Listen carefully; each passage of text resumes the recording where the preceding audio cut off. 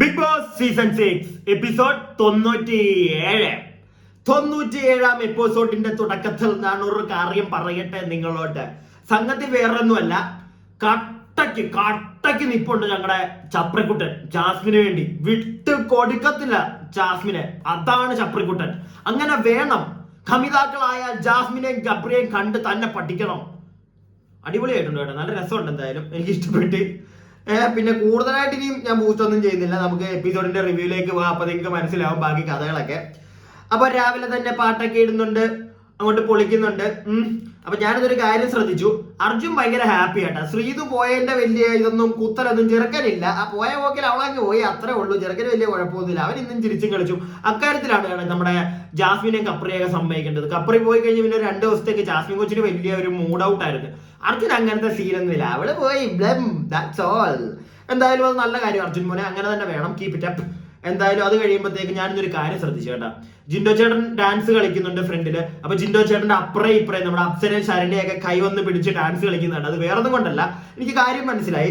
പുറത്ത് രണ്ടുപേരും ഇവിടെ വന്നു കഴിഞ്ഞപ്പോൾ മനസ്സിലായി, അതായത് ജിൻഡോ ചേട്ടനാണ് അകത്ത് നല്ല സപ്പോർട്ടുള്ള ഒരു വ്യക്തിയെന്ന്. പുറത്ത് വന്നിരുന്നെങ്കിൽ നമ്മുടെ നിക്കറമ്മയുടെ കൂടെ ഇരുന്ന് മറ്റേ വൻ നിക്കറമ്മയാണ് ഒന്ന് ജിൻഡോ ചേട്ടനെ മറ്റേ കൊടുത്തോണ്ടിരുന്നത്. ഇന്റർവ്യൂവിന് കയറി ഇരുന്നിട്ട് അയാളെ കുറ്റം പറഞ്ഞുകൊണ്ടിരുന്നത്. പിന്നെ കൊടുത്തോണ്ടിരുന്നത് അതായത് കുറ്റം പറഞ്ഞുകൊണ്ടിരുന്നത് അപ്സരയാണ്. അപ്സരയൊക്കെ മറന്നു. ഇപ്പൊ അതിനകത്ത് കയറിയപ്പോൾ വീണ്ടും കൈയൊക്കെ പിടിച്ച് നാട്ടുകാർ കുറച്ച് നല്ലത് പറഞ്ഞാലോ ആ ഒരു മൂഡായിരിക്കും. എന്തായാലും ജനങ്ങൾക്ക് മണ്ടന്മാരാണല്ലോ ജനങ്ങൾ, അതുകൊണ്ട് മനസ്സിലാവുന്നില്ല.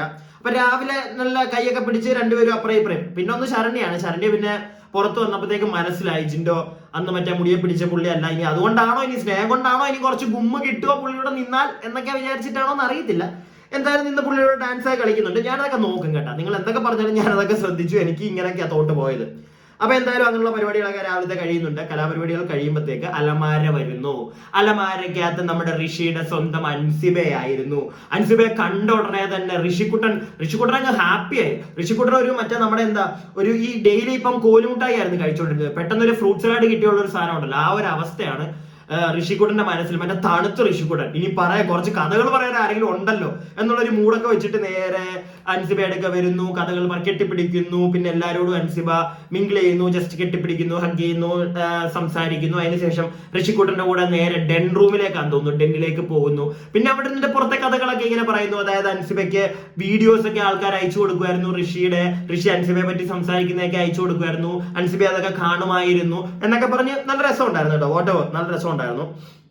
അപ്പൊ ഇതിന്റെ ഇടയ്ക്ക് നമ്മുടെ ചപ്രിയും ജാസ്മിൻ മോളും കൂടെ ഇരുന്ന് കുറച്ച് സംസാരിക്കുന്നത്. അതാണല്ലോ ബിഗ് ബോസിന്റെ അണ്ണന്റെ മെയിൻ കണ്ടന്റ്. അവര് വന്നു കഴിഞ്ഞാൽ പിന്നെ ചപ്രിയും കയറി, അപ്പൊ പിന്നെ മെയിൻ കണ്ടന്റ് അത്. അപ്പൊ ആ ഒരു സെറ്റപ്പിൽ അണ്ണൻ മറ്റേ ക്യാമറ ഫോക്കസ് ചെയ്ത് പിടിക്കുന്നുണ്ടായിരുന്നു.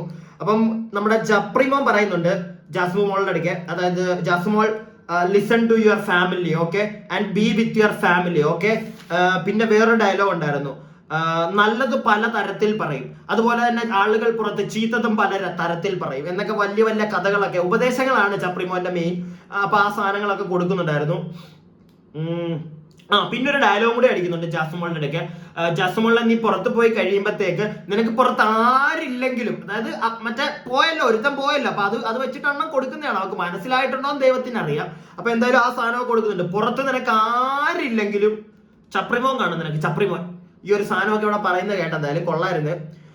അപ്പൊ അത് കഴിയുമ്പോഴത്തേക്ക് നമ്മുടെ ആരായിരുന്നു പുള്ളിയുടെ സുരേഷ് ഏട്ടൻ വരുന്നുണ്ട്. അതായത് കൺഫെഷൻ റൂമിലാണ് സുരേഷ് ഏട്ടൻ വന്നിരിക്കുന്നത്. സുരേഷ് ഏട്ടൻ വന്നിരുന്നിട്ട് അപ്പം നമ്മുടെ ബിഗ് ബോസ് എണ്ണം പറയുന്നുണ്ട് പുറത്ത് എല്ലാവരും ഉണ്ട്, അപ്പൊ അവരെ ഞാൻ നിങ്ങൾക്ക് കാണിച്ചു തരാം, നിങ്ങൾ ഇവിടെ നിന്ന് അവരെ ഓരോരുത്തരോട് സംസാരിക്കും, ഒന്ന് വിളിക്കൂ എന്നൊക്കെ പറയുന്നുണ്ട്. അപ്പൊ ഈ പുറത്ത് എല്ലാവരും കൂടെ മറ്റേ കണ്ണുകെട്ടിക്കളി നടത്തിക്കൊണ്ടിരിക്കുകയാണ്. നല്ല രസമുണ്ടായിരുന്നു കേട്ടോ. നല്ല അവർ ഭയങ്കര ആക്റ്റീവായിട്ട് എല്ലാവരും ഓരോ കാര്യങ്ങളൊക്കെ ചെയ്യുന്നുണ്ട്. രാവിലെ കണ്ണുകെട്ടിക്കളിയൊക്കെ ആയിരുന്നു. അപ്പൊ അപ്പത്തേക്ക് സുരേഷ് ഏട്ടൻ വിളിക്കുന്ന, സുരേഷ് ഏട്ടൻ അർജുൻ എന്താ ചെയ്യുന്ന, അർജുൻ എന്താ ചെയ്യുന്നേ. അപ്പൊ തന്നെ പുള്ളിയുടെ സൗണ്ട് കേൾക്കുമ്പോൾ തന്നെ അവിടെ ഓരോരുത്തർ പറയുന്നുണ്ട് സുരേഷ് ഏട്ടൻ വന്നു. അങ്ങനെ കുറച്ചു നേരം. പിന്നെ അതിന് ശേഷം ഗബ്രിയോട് ചാടാനൊക്കെ പറയുന്നുണ്ട്. ഗബ്രി അവിടെ നിന്ന് ഇങ്ങനെ ചാടിയൊക്കെ കാണിക്കുന്നുണ്ട്. അത് കഴിഞ്ഞ് സുരേഷ് ഏട്ടൻ പുറത്തേക്ക് വരുന്നു. പുറത്തേക്ക് വന്നു കഴിയുമ്പോഴത്തേക്ക് പിന്നെ സുരേഷ് വന്നപ്പോഴത്തേക്കുണ്ടല്ലോ ഒരു എനർജി വന്ന് അവിടെ പലരും പറഞ്ഞു ഞാൻ കേട്ടിട്ടുണ്ട്. അതേപോലെ എനിക്കും ഫീൽ ചെയ്തു. ഭയങ്കര എനർജി ആയി എല്ലാവരോടും പുള്ളി സംസാരിക്കുന്നു. നല്ല രസം ഉണ്ടായിരുന്നു. എല്ലാവരോടും പുള്ളി സംസാരിക്കുന്നുണ്ട്. അതിന്റെ ഇടയ്ക്ക് നമ്മുടെ ജിൻഡോയോട് പറയുന്നു, ജിൻഡോ ഫസ്റ്റ് അടിച്ചു കഴിഞ്ഞാൽ പ്രൈസ് മണി എല്ലാവർക്കും ഷെയർ ചെയ്യുന്ന നീ പറഞ്ഞേക്കുന്നത്, എല്ലാവർക്കും ഷെയർ ചെയ്യണം എന്നൊക്കെ പറയുന്നത് കേട്ടു. പിന്നെ ജാസുവിനെ നോള് വിടുന്ന കേട്ടോ. അതായത് ജാസുവിനോട് പറയുന്നുണ്ട്, ജാസു നിന്റെ ഞാൻ കാണാറുണ്ട് കേട്ടോ, എന്താടാ പോടാ എന്തൂടാ ഇങ്ങനത്തെ കുറെ ഡയലോഗൊക്കെ ജാസു പറയുന്നതൊക്കെ പറയുന്നുണ്ടായിരുന്നു, ഞാൻ കാണാറുണ്ട് എന്നൊക്കെ പറഞ്ഞു. നല്ല നല്ല രസമുണ്ടായിരുന്നു പുള്ളി വന്നു കഴിഞ്ഞപ്പോഴത്തേക്ക്. അതിനുശേഷം ഒരു സ്പോൺസേർഡ് ടാസ്ക് നടക്കുന്നുണ്ട്. ഞാൻ കുറച്ച് സ്പീഡിൽ പറഞ്ഞു പോകുന്നുണ്ടെങ്കിൽ നിങ്ങളൊന്ന് കമന്റ് ചെയ്യണം കേട്ടോ. കാരണം വേറെ ഒന്നുമല്ല, കുറെ പേര് എന്നോട് പറയുന്നുണ്ട് ഭയങ്കര ലെങ്ത് ആവുന്ന വീഡിയോയ്ക്ക് ഒന്ന് കുറയ്ക്കാൻ പറ്റുമോ. അതുകൊണ്ട് എന്നെ കൊണ്ട് പറ്റുന്ന രീതിയിൽ ഞാൻ സ്പീഡ് കൂട്ടുകയാണ്. ഓക്കെ, അപ്പൊ സ്പോൺസേർഡ് ടാസ്ക് നടക്കുന്നു. നമ്മുടെ എന്താണ് മറ്റേ അയ്യോ പല്ലുതേക്കിന്റെ എന്തോ ഒരു അയ്യോ KP നമ്പൂതിരീസ് അവരുടെ ഒരു പരിപാടിയായിരുന്നു. മറ്റേ ഈ നമ്മുടെ മത്സരാർത്ഥികൾ 5 പേരും ഇവർക്കൊരു പ്ലക്കാർഡിൽ ഇങ്ങനെ ഒരു റൈറ്റിംഗ് ഉണ്ട്. ആ റൈറ്റിംഗും പിടിച്ച് ഇങ്ങനെ ചിരിച്ച് കാണിക്കണം. ഒരു കയ്യിൽ മറ്റേ ഇവരുടെ ഈ പേസ്റ്റും പിടിച്ചിട്ട് ഒരു റൈറ്റിംഗ് ഉണ്ടായിരുന്നു, അത് ആദ്യമേ പറയണം. അതിനുശേഷം ഇതും പിടിച്ചിട്ട് ഇങ്ങനെ നിൽക്കുക, അപ്പൊ ഫോട്ടോ എടുക്കും. അങ്ങനത്തെ ഒരു പരിപാടി. അത് കഴിയുമ്പോഴത്തേക്ക് ഈ ഫോട്ടോ എടുത്ത് എല്ലാം തിരിച്ച് ഇവർക്ക് തന്നെ കൊടുക്കുന്നുണ്ട്. സുരേഷേട്ടനാണ് ആ ഗിഫ്റ്റ് ഇവർക്ക് കൊടുക്കുന്നത്. അത് നമ്മുടെ അകത്ത് കൊണ്ടുവന്ന് മറ്റേ നമ്മുടെ സ്റ്റോർ റൂമിൽ അങ്ങാണ്ട് വെച്ചിട്ട് അവിടെ നിന്ന് എടുത്ത് ഇവർക്ക് ഗിഫ്റ്റ് ഒക്കെ കൊടുക്കുന്നുണ്ട്. അതിനുശേഷം ഒരു സംഗീത സദസ്സ് നടക്കുന്നുണ്ട്. നല്ലതായിരുന്നു, നല്ല രസം ഉണ്ടായിരുന്നു ആ പരിപാടി. എപ്പിസോഡിനകത്ത് അധികം നേരം ഒന്നും കാണിച്ചില്ല. എനിക്കൊന്ന് ഏതോ 2 പാട്ടം കണ്ടേ കേൾപ്പിച്ചുള്ളൂ. അത് മണിച്ചേട്ടന് വേണ്ടിയിട്ടുള്ള ഒരു ട്രിബ്യൂട്ട് ആയിരുന്നു കേട്ടോ. എനിക്കത് ഭയങ്കരമായിട്ട് ഇഷ്ടപ്പെട്ടു. മണിച്ചേട്ടനെ എന്തായാലും ആരും മറന്നിട്ടില്ല. ആ ഒരു വലിയ കലാകാരനെ എല്ലാവരും ഓർക്കുന്നുണ്ട്. ആ ഒരു ബിഗ് ബോസ് എന്ന് പറയുന്ന ഒരു സദസ്സിലും ആ ഒരു കാര്യം ചെയ്തതിന് എനിക്ക് I thank to all the people out there in Bigg Boss. നല്ല രസം ഉണ്ടായിരുന്നു, നല്ല പരിപാടിയായിരുന്നത്. അതിനുശേഷം ചപ്രികളുടെ സീൻ എന്ന് പറഞ്ഞാൽ വലിയ സീനൊന്നും ഇല്ലേ. അതായത് ജാസ്മിനും കപ്രിയും, അത് സത്യം പറഞ്ഞോണ്ടല്ലോ എനിക്ക് തോന്നുന്നു ഇവര് മൈക്കെടുത്ത് വായിക്കാത്ത വെച്ചിട്ടാണോ സംസാരിക്കുന്നത്. ഇവര് സംസാരിക്കുമ്പോൾ ഈ ജാസ്മിനും കപ്രിയും നിങ്ങൾ കേട്ടിട്ടുണ്ടെങ്കിൽ എന്തൊക്കെയാ അവർ സംസാരിച്ച് എന്തെങ്കിലും 1-2 പോയിന്റ്സ് ഒന്ന് താഴെ ഒന്ന് കമന്റ് ബോക്സിൽ ഇടാൻ പറ്റുമോ കേട്ടോ. കാരണം ഒരു പരിധിയിൽ കൂടുതൽ എനിക്ക് ക്ലിയർ ആയില്ല. അവർ പിന്നെ ഈ ഒരു പരിപാടി കഴിഞ്ഞതിന് ശേഷം അവർ സംസാരിക്കുന്ന ഒരു കോൺവെർസേഷൻ ഉണ്ടല്ലോ, എനിക്ക് തോന്നിയത് എന്തോ പുറത്തെ പ്രശ്നമോ അല്ലെങ്കിൽ എന്തോ ജാസ്മിൻ പറയുന്നുണ്ട് ഇല്ല നീ പൊക്കോ എനിക്ക് വേണ്ട എനിക്ക് അറിയാം എന്തൊക്കെയോ. എനിക്ക് സത്യം പറഞ്ഞാൽ ആ ഒരു കോൺവെർസേഷൻ അവരുടെ ഒരു ലിറ്റിൽ ബിറ്റ് എനിക്ക് മനസ്സിലായില്ല. പക്ഷെ ആ സെയിം സ്ഥലത്ത് തന്നെ നമ്മുടെ ആ സെയിം സമയത്ത് ശരണ്യം നമ്മുടെ യമുന ചേച്ചി അകത്തിരുന്ന് സംസാരിക്കുന്ന ഒരു പരിപാടി ഉണ്ടായിരുന്നു. അത് കാണിച്ചു. അത് ഞാൻ നല്ലതായിട്ട് ശ്രദ്ധിച്ചു. അതായത് ഇവര് പറയുന്നത് എന്താണെന്ന് വെച്ച് കഴിഞ്ഞാൽ ഈ ജാസ്മിന്റെയും കപ്രിയുടെ ഇവര് ഭയങ്കര ലൈറ്റ് ആയിട്ടും മനസ്സിലാവുന്നില്ല പ്രോപ്പറായിട്ട് ചില സമയത്ത്. ഞാനത് പിന്നെ മറ്റേ ഈ ഒളിഞ്ഞു നോക്കി ഇവരെന്താ പറയുന്നത് മറ്റേ കൂവിന്റെ കണ്ണൊക്കെ കൂർപ്പിച്ച് ചെവി കൂർപ്പ് വെച്ചൊക്കെ ഇരുന്ന് നോക്കത്തില്ല, അങ്ങനെ കേൾക്കത്തില്ല. അങ്ങനെയൊന്നും ഞാൻ കേൾക്കാൻ പോയില്ല. എനിക്ക് ശരിക്ക് എന്തോ ഞാൻ വിട്ടു കളഞ്ഞത് പിന്നെ. കാരണം ആ സമയത്ത് തന്നെയാണ് ഈ ശരണ്യയുടെ യമുനയുടെ, അപ്പൊ ഞാൻ അതിൽ മെയിൻലി നോട്ട് ചെയ്യാൻ പോയി. അത് കേട്ടോണ്ട് അത് വേറൊന്നുമല്ല. ശരണ്യ പറയുന്നത് എന്താന്ന് വെച്ച് കഴിഞ്ഞാൽ ശരണ്യ ഭയങ്കര മിടുക്കിയാണല്ലോ, ഭയങ്കര നല്ല പേരാണ് ശരണ്യക്ക് എല്ലായിടത്തും. അതുകൊണ്ട് തന്നെ ശരണ്യ പറയുന്നത് എന്താണ് ഇവര് കാണിക്കുന്നത്, ഈ കപ്രി പുറത്തു പോയതല്ലേ, കപ്രി കേട്ടതല്ലേ, പുറത്ത് നടക്കുന്നതൊക്കെ അവൻ അറിഞ്ഞൂടെ, എന്നിട്ട് വീണ്ടും എന്താ അവര് കാണിക്കുന്നത്, തോളൊക്കെ വെച്ച് ഇങ്ങനെ ഇരിക്കുന്നു, എന്താ ഇവര് കാണിക്കുന്നത് ഭയങ്കര. പിന്നെ നമ്മൾ ഇന്ന് ലൈവിൽ കുറെ കാര്യങ്ങൾ കണ്ടു. അതായത് അതൊന്നും അണ്ണൻ കാണിക്കത്തില്ല എപ്പിസോഡിൽ, ഇതിക്കുള്ളിൽ എന്ത് കാണിക്കാനാ. നമ്മുടെ ലൈവിലൊക്കെ നമ്മൾ കണ്ടതാണ്. അതായത് ഭയങ്കരമായിട്ടുള്ള ചപ്രിമോക്ക് എപ്പം നമ്മുടെ ഗബ്രിമോനെ കണ്ടു കഴിഞ്ഞാൽ അപ്പം അങ്ങോട്ട് ചപ്രിമോനെ മോളെന്ന് ചപ്രിമോളെന്നും വിളിക്കാം കേട്ടോ വേണമെങ്കിൽ. ചപ്രിമോനും ചപ്രിമോളും അങ്ങനെ വേണമെങ്കിൽ നമുക്ക് വിളിക്കാം. അപ്പൊ ചപ്രിമോനെ കണ്ടു കഴിയുമ്പോഴത്തേക്ക് അങ്ങ് ബാത്റൂമിൽ നിന്ന് കക്കൂസിനൊക്കെ ഇറങ്ങി വരുമ്പോഴത്തേക്ക് ചപ്രിയെ കാണുന്നു, അപ്പൊ തന്നെ കയറി കെട്ടിപ്പിടിക്കുന്നു. ചപ്രിയെ എവിടെ വെച്ച് കണ്ടാലും ഇവക്കാൻ കെട്ടിപ്പിടിക്കണം. എന്താണെന്ന് എനിക്ക് മനസ്സിലാവുന്നില്ല.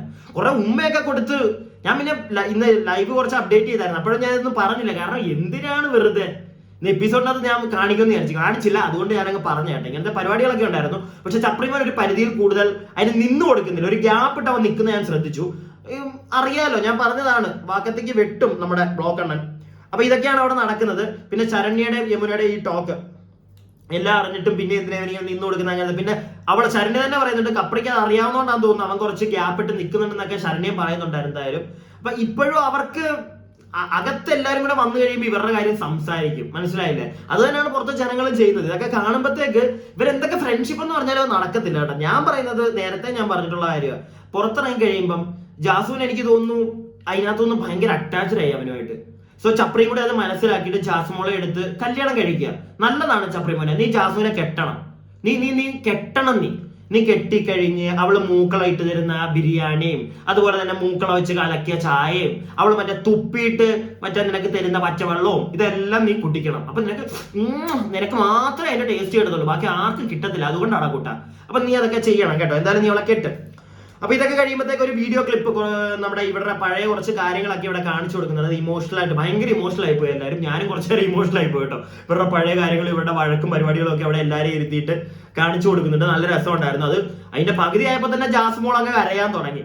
പിന്നെ പരിപാടി എല്ലാം കഴിഞ്ഞ് എല്ലാവരും എല്ലാം കണ്ടു കഴിഞ്ഞപ്പോഴത്തേക്ക് പുറത്തേക്ക് ഇറങ്ങുമ്പോഴത്തേക്ക് ജാസ്മോള് പിന്നെ അവിടെ നിന്ന് കരയുന്നു. അപ്സരയെ വന്ന് കപ്രിമോൻ കെട്ടിപ്പിടിക്കുന്നതൊക്കെ കണ്ടു. കപ്രിമോൻ സത്യം പറഞ്ഞ ഇപ്പൊ ആരോടും അവൻ നേരത്തെ പറഞ്ഞിട്ടുണ്ട് അവന് അവരുടെ ഗെയിമാണ് അതൊക്കെ അവിടെ വിട്ടു, എനിക്ക് ആരോടും ദേഷ്യമില്ല. അത് സത്യമാണ്. സത്യം പറഞ്ഞു കഴിഞ്ഞാൽ അവൻ ആരോടും അവർ ദേഷ്യമൊന്നുമില്ല. കാരണം അത് കഴിഞ്ഞിട്ട് അവൻ നേരെ പോകുന്നത് ഇവിടുന്ന് ഇറങ്ങിയിട്ട് നേരെ ചെല്ലുന്നത് ജിൻഡോയുടെ അടുക്കലാണ്. ജിൻഡോട്ടൻ അവിടെ നിന്ന് കരയുന്നുണ്ട്. അപ്പൊ ജിൻഡോട്ടനെ ചെന്ന് കെട്ടിപ്പിടിക്കുന്നു.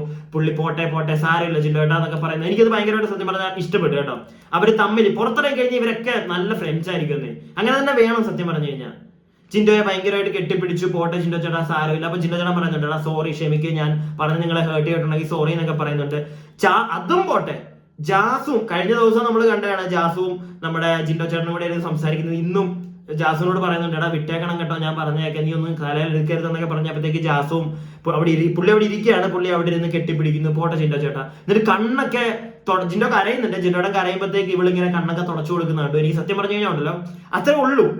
ഇതാണ് അതിന്റെ അകത്ത് ഈ ഗെയിമിന്റെ ഫലമായിട്ട് ഇവര് പലതും പറയും. ഇത്രേ ഉള്ളൂ. നമ്മളും അതിനെ ഇരുന്ന് റിയാക്ട് ചെയ്തുകൊണ്ടിരിക്കും.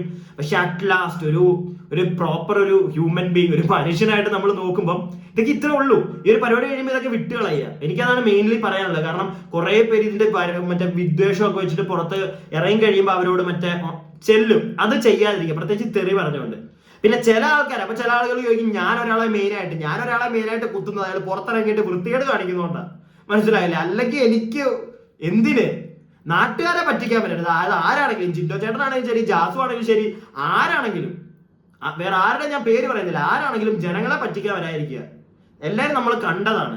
അപ്പം ജിൻഡോ ചേട്ടൻ്റെ കാര്യത്തിലാണെങ്കിലും ജാസ്മിന്റെ കാര്യത്തിൽ എനിക്കത് തോന്നുന്നില്ല. അവരൊരിക്കലും അതും പറഞ്ഞ് എന്തായാലും വരത്തൊന്നുമില്ല. ജിൻഡോ ചേട്ടൻ എന്തായാലും വരത്തില്ല.